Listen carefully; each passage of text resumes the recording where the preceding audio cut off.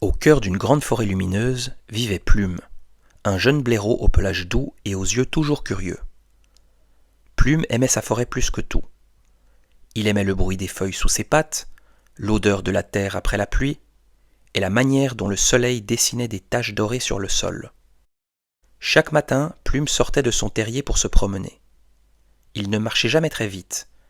Il préférait prendre son temps, s'arrêter pour regarder les fleurs, écouter les insectes ou observer les nuages glisser doucement dans le ciel.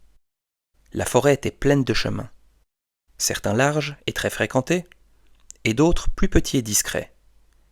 Il y en avait un cependant que peu d'animaux empruntaient, un sentier étroit caché derrière de grands arbres et des fougères.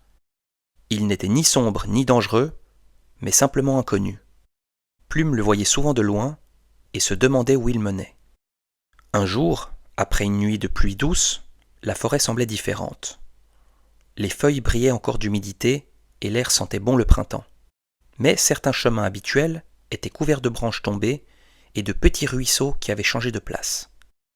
Plume se promenait tranquillement quand il aperçut Noisette, une jeune écureuil à la queue rousse et touffue. Elle sautillait d'un arbre à l'autre, mais semblait hésiter.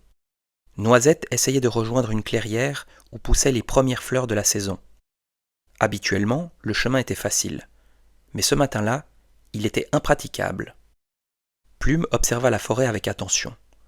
Il remarqua alors que le petit sentier discret, celui qu'il n'avait jamais vraiment exploré, était resté sec et dégagé.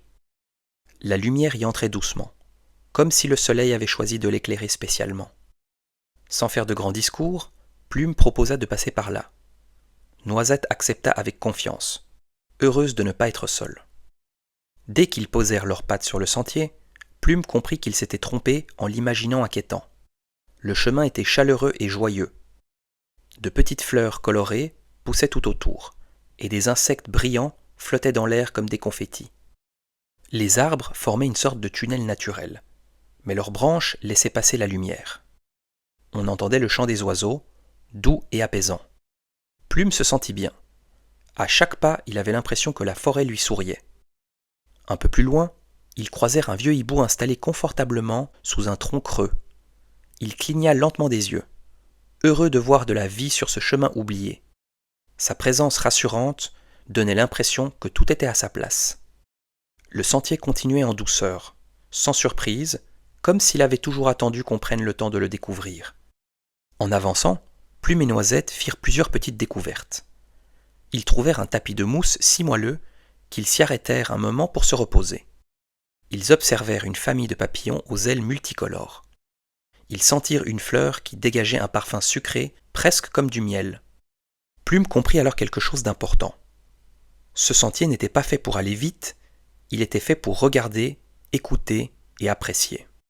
Plus loin, le chemin se rétrécit légèrement et passa sous une multitude de racines. Plume, habitué à creuser et à se faufiler, trouva facilement le passage. Noisette suivit sans difficulté. À aucun moment ils ne se sentirent en danger. Le sentier semblait simplement demander de l'attention et de la patience. Après un moment, la forêt s'ouvrit devant eux. Ils arrivèrent dans une grande clairière baignée de lumière. Des fleurs de toutes les couleurs ondulaient doucement dans le vent, et l'herbe était si verte qu'elle semblait presque brillante. Noisette retrouva le chemin de son arbre, heureuse et soulagée. Quant à Plume, il s'assit un instant au milieu de la clairière. Il regardait autour de lui. Il ne se sentait pas comme un héros. Il se sentait simplement content.